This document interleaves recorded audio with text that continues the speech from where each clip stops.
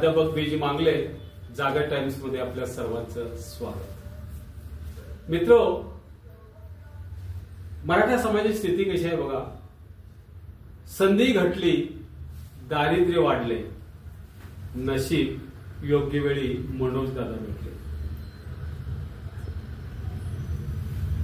मराठा समाज हा आज आर्थिक अडचणीतून जात आहे। कोणत्याच गोष्टी त्याच्या मनाप्रमाणे घडत नाही। सगळ्या संधी सगळ्याच प्रकारच्या ह्या कमीत कमी वाट्याला आल्या। किमान शेती आहे, किमान मुलांचं टेक्निकल कम्प्युटर अशा पद्धतीचं शिक्षण नाही आहे, आरोग्याच्या अडचणी आहे, शिक्षणासाठी लागणारा पैसा हातात नाही। त्यामुळे दारिद्र्य जीवन असं म्हणू किंवा दारिद्र्याच्या दुष्टचक्रात तो अडकलाय। अशा परिस्थितीत एक चांगला मित्र म्हणून समाजाचा, ज्याला आपण मसीहा म्हणूया, या स्वरूपात मनोज दादा जरांगे पाटील भेटले। हे या समाजाचं नशीब असं म्हणावं लागेल। आजच्या या पोस्टमध्ये सगळ्यात महत्वाच्या काही गोष्टी सांगतो। भारतीय जनता पार्टी निवडणुका पुढे ढकलून ढकलून कंटाळलाय। निवडणुका घ्याव्या तर पुन्हा निवडून येण्याची शाश्वती नाही, करायचं काय हा त्याच्या समोरील प्रश्न आहे। बरेच प्रयत्न करून पाहिले, अनेक प्रकारचे, म्हणजे लाडकी बहीण, लाडका दादा, लाडके शेतकरी, सगळे प्रकार करून पाहिले, पण गॅरंटी येत नाही। याचं प्रमुख कारण म्हणजे मराठा आरक्षणाअभावी संपूर्ण समाज जो मराठा नाराज आहे, जो बहुसंख्याकांना आहे, तो बहुसंख्याकांना असणारा मराठा समाज अंगावर घेऊन ते वाटचाल करत आहे। त्यांच्या लक्षात आलं आपल्याला मराठा समाजाच्या निवडणुकीपूर्वी आरक्षणाचा प्रश्न सोडवल्याखेरीज चालणार नाही, कारण लोकसभा निवडणुकीत याची त्यांना चांगलीच जाणीव झालेली आहे।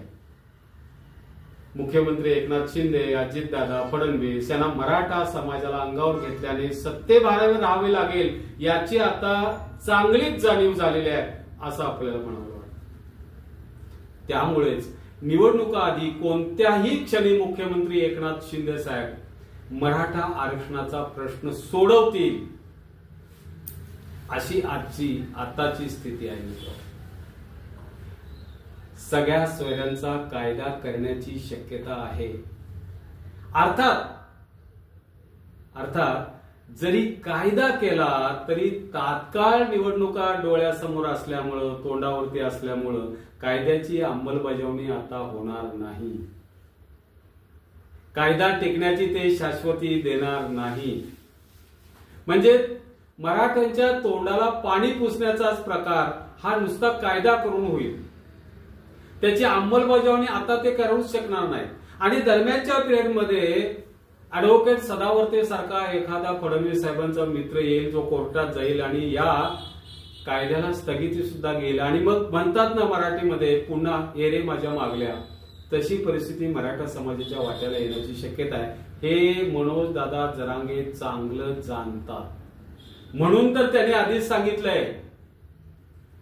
आधीच सांगितलंय तो कायदा करा, नुसतं करून चालणार नाही, तो कोर्टात टिकला पाहिजे आणि त्यानुसार अंमलबजावणी झाली पाहिजे। हे त्यांनी स्पष्टपणे शासनाला बजावलंय।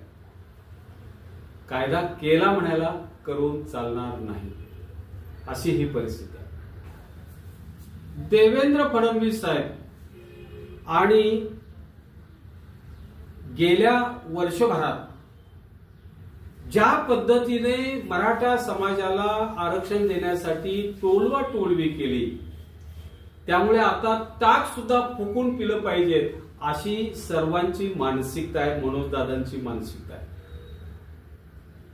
मराठा आरक्षणाचा 1 वर्षाचा मनोजदादांच्या नेतृत्वाखालील हा लढा हा अंतिम टप्प्यात आहे। आपल्याला असं नेहमी वाटत होतं, पण खरंच आता अंतिम टप्प्यात आहे असं जाणवायला लागले मित्रांनो। आरक्षणाविषयी इतकं स्पष्ट, पारदर्शी आणि स्वतःला कोणतंही राजकीय, आर्थिक असं उद्दिष्ट नसणारा आपल्याला नेतृत्व या योग्य वेळी भेटलेला आहे याबद्दल निसर्गाचे, देवाचे आभार मानायला हवे. अर्थात अण्णासाहेब पाटलांचाही लढा हा प्रामाणिकच लढा होता.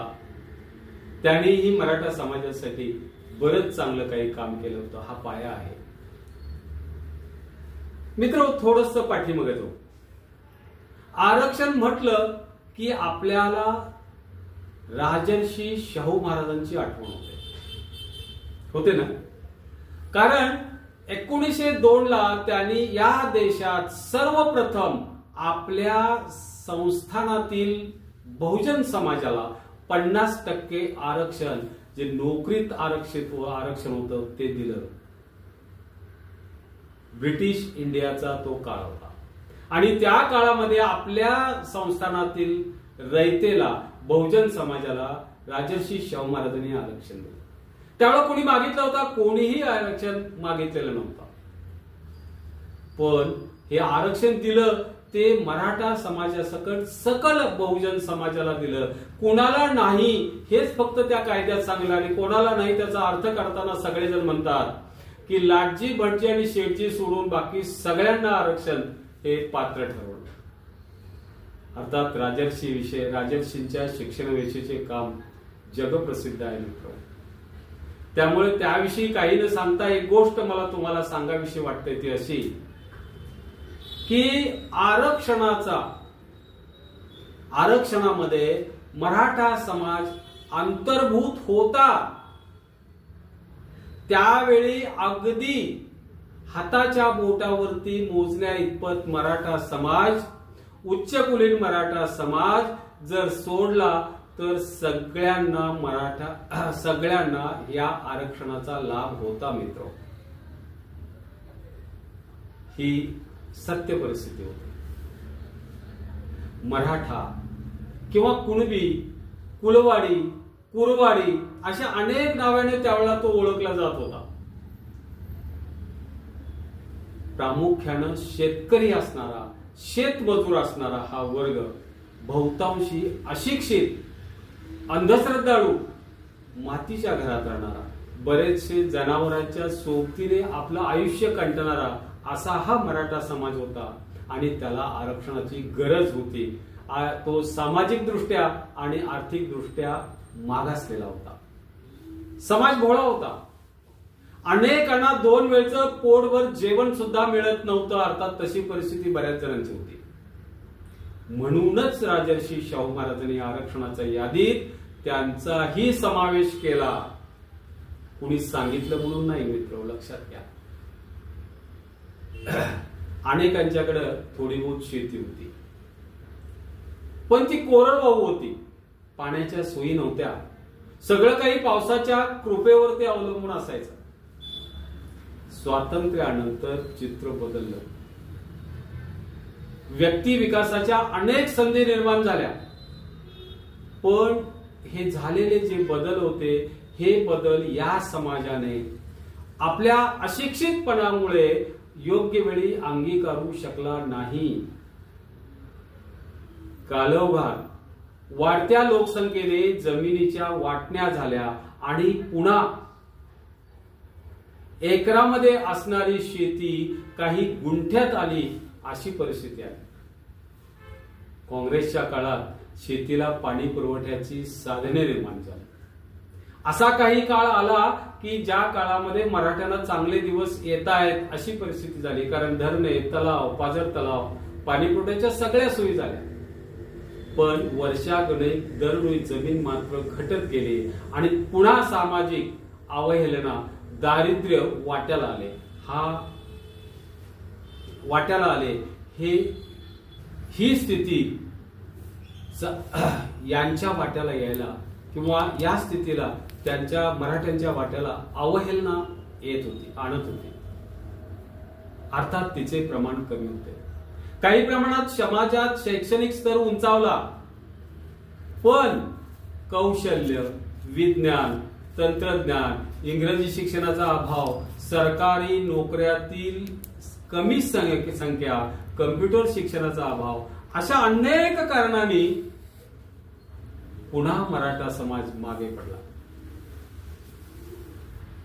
विकासाचे नवनवे आयाम हाताळण्यात तो कमीच पडला, ही वस्तुस्थिती आहे.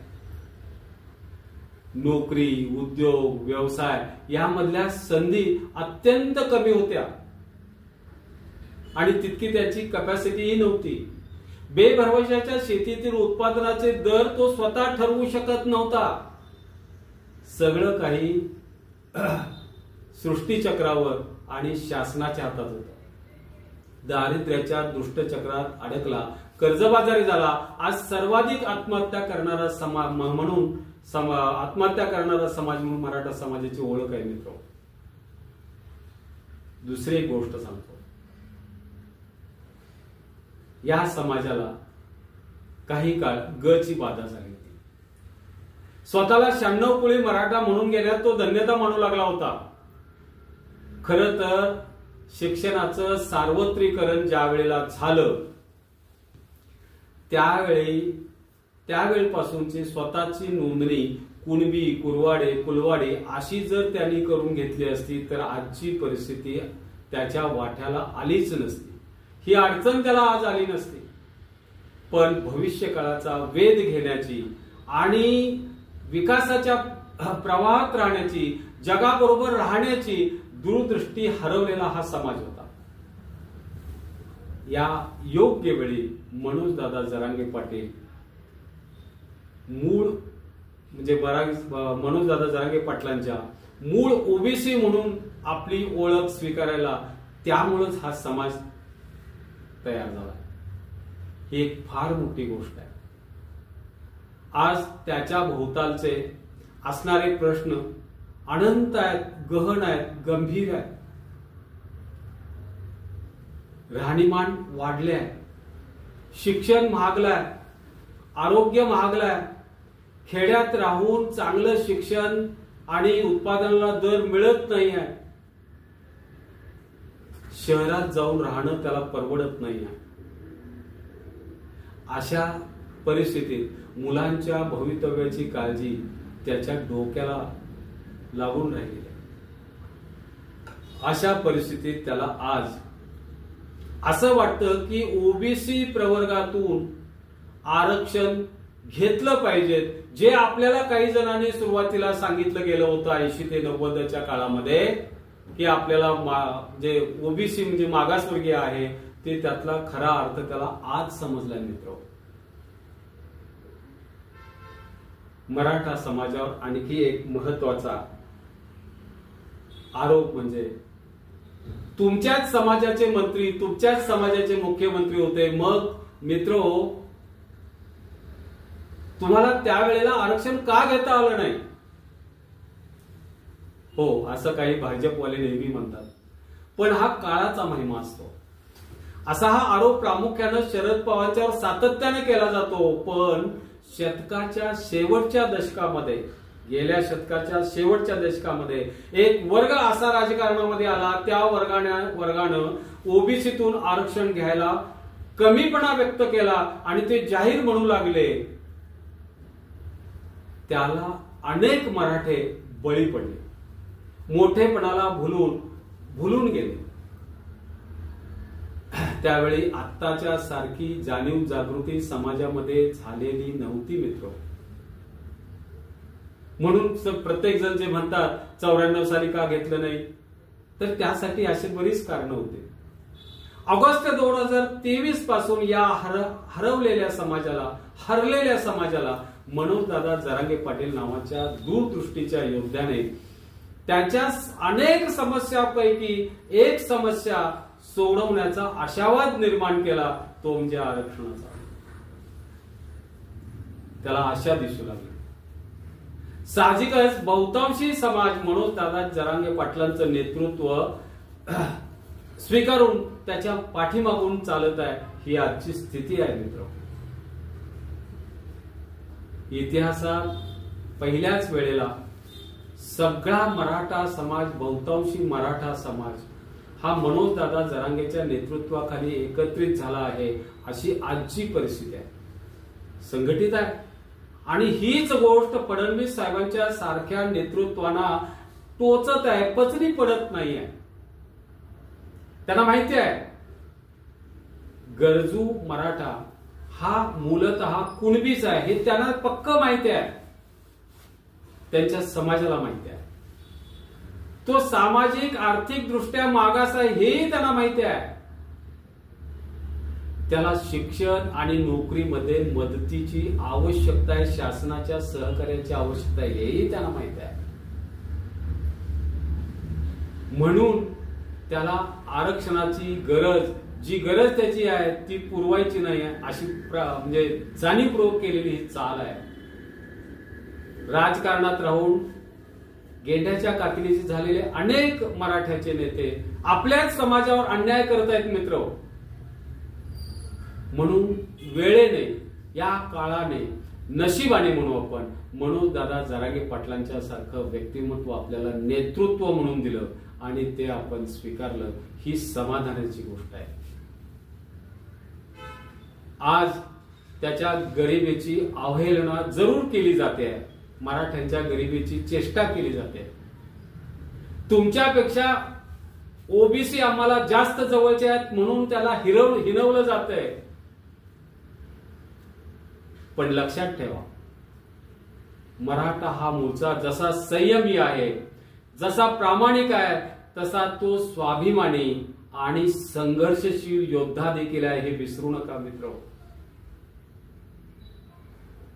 कधी उफाळ मारून वरती येईल सांगता यायचं नाही आणि त्यावेळेला मग तुम्ही ज्याने त्याच्यावर अन्याय केलाय त्यांची खैर असणार नाही. धन्यवाद. माझी पोस्ट आपल्याला कशी वाटली हे कमेंट करून सांगा आणि लाईक, शेअर, सबस्क्राईब करा. नमस्कार.